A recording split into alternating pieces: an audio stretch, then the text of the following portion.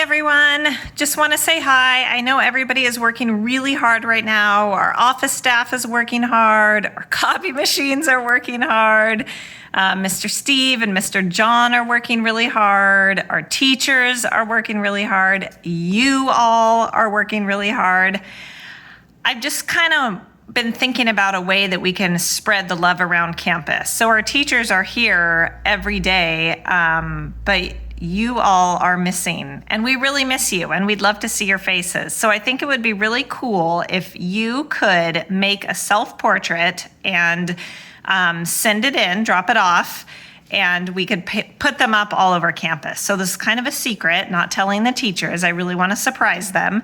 We will have paper for you to pick up on Friday at our supply pickup day. If you have your own paper, that's great. You can use your own paper. And then you can return your self-portraits at our next supply pickup day on November 6th. So a picture of yourself with a nice message. You can see mine at the end of the video for an example. I'm also, if you watch the rest of the video, there is a little tutorial. Art is not something that comes easy for me, so give a little patience on that. You don't have to watch the tutorial. You can do your own portrait and message, but I would love to get our campus plastered with those. I think that would be really awesome. So thank you so much. I hope you do it. Let me know if you have questions.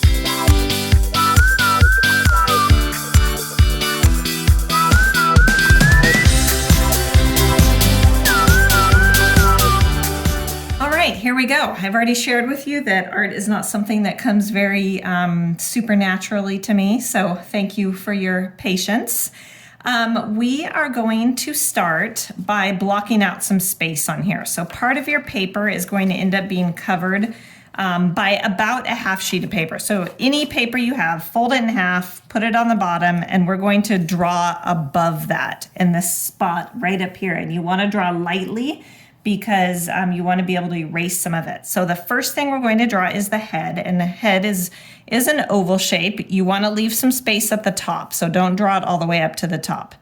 And we're going to just draw like half of an egg and draw it lightly so that you can erase. Okay, so I have my head. I'm going to move this paper because I know I don't need it anymore. I just don't want to draw below it. So the next thing we want to do is make some eyes. So I found the easiest way to do that is by doing the outside corner and the inside corner dots, and then coming over here and doing the same thing, outside corner and inside corner, and then connecting those with two half circles, kind of like a football shape. And they look kind of far apart right now, but when it all comes together, it'll be fine. So there are my eyes. I can go ahead and finish. I'm going to do a skinny line right above that for my eyelid on each eye. And then I'm going to draw the colored part of my eye actually touches the top and the bottom of my eyelid, if you look in the mirror. And then the pupil, or the black part, goes right in the middle. So I've got the white part of my eye, the colored part of my eye, and then the black part of my eye. And then I want to do the crease. If you feel above your eye, it's where that bone is. So it's just kind of like another half circle following the same path as your eye. So I can do the crease, and then I can do some eyelashes. You can get as fancy as you want with those eyelashes. And then I want to think about where my ears are. So if you feel your eyes and you feel out to your ears, the tops of your ears are pretty much at the corners of your eyes. And you can draw those as half circles. You can put the line inside for the inside part of your ear. So there's your ears.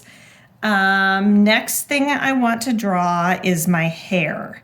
So if you have bangs or short hair, you can go ahead and just kind of, you can either do straight up and down bangs, or you can do bangs that kind of come, depends on what your hair looks like. So kind of some zigzags or some straight up and down. I don't have bangs, and I know some of you don't have bangs, or you don't have hair that falls onto your forehead. So I am just going to draw, my hair usually is straight, so I'm just going to draw kind of an angle that goes down to the side over there and an angle over here because I part it on the side of my head. So there's my hair, and then I'm going to draw my eyebrows. Those are above. You can get as fancy as you want with your eyebrows too. You can see some of my eyebrow disappears under my hair, and especially on this side, I'm just going to get part of my eyebrow. So I might adjust that a little bit and bring the front of my hair up a little bit. Whoops, that didn't really do much. Okay, oh, that's a little better. I can adjust it when I start to color it. All right, so there's my eyebrows and my hair. The next thing I want to do is draw to make my hair look a lot better, I kind of need to draw something around the back of it. So this is why I said to leave some room up here. You're going to figure out the highest part of where your hair is, kind of where your part is, and you're going to make a wide M. So coming down, it's not a symmetrical M, but you can kind of see how that's like a giant letter M in the back of my hair. My hair is straight, so I drew straight lines, but if you have wavy hair, you might kind of draw a wavy line around there. So now you want to erase that original line you drew for your head, because now that you have your hair, you don't need it anymore. All right, so that is looking better. I can go ahead and bring that down a little, but remember, we'll be covered by a piece of paper. I do need to draw my nose. Your nose really won't show because your eyes are peeking over the paper. So the nose is kind of like a curved line, and then it's really gonna disappear into the paper. Okay. So I have most of my face. Of course, I need to add some color to it.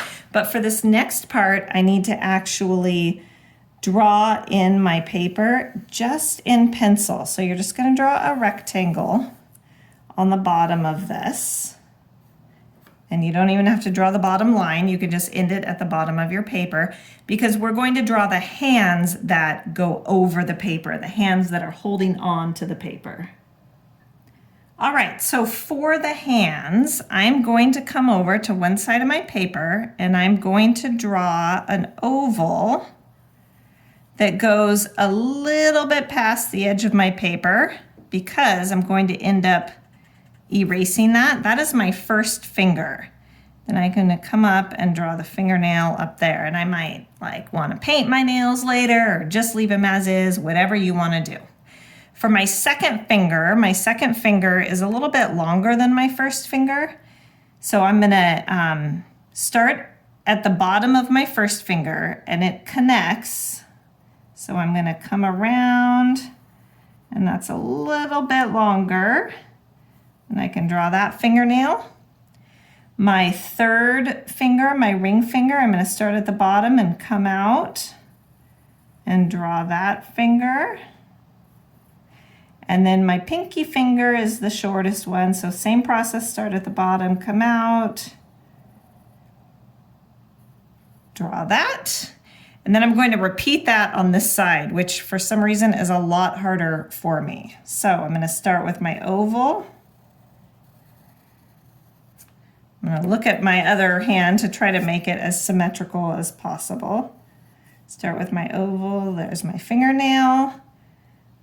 Start at the bottom, come down. There's my second finger. And my ring finger. Whoops, I might have made that one a little too long. And then my pinky finger. Okay, so then I want to erase the paper. See how it looks like you're holding it? I'm a tiny bit impressed. It actually looks like fingers holding the paper. All right, so the last step is that I want to actually draw lines on my paper. You don't have to, I just kind of like the look of it. So I am going to take my Sharpie And I'm going to be careful not to color through my fingers because if I'm holding a paper, I won't be able to see the lines underneath my fingers. And I'm going to outline my paper. And then if I look at lined paper, there's a wide margin on the top. And then again, I have to kind of go around my hands. And then there's lines, and you can draw your lines however thick you want them. You're going to be writing a message on these lines.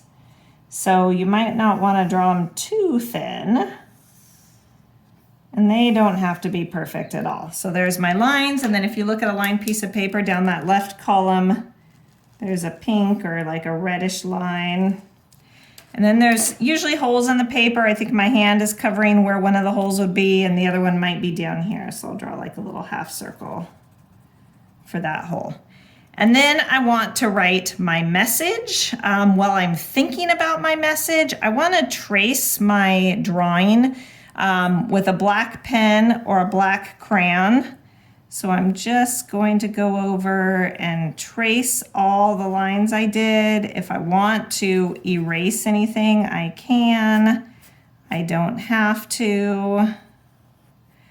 But I think this will make everything stand out. So I'm going to trace it while I think about what I want to write. Message to the awesome Grover Heights teachers. And I am also going to add some color when I'm all done tracing it and writing my message. Can't wait to see them. Don't forget to bring them back at our next supply pickup day in November. Thanks, everyone.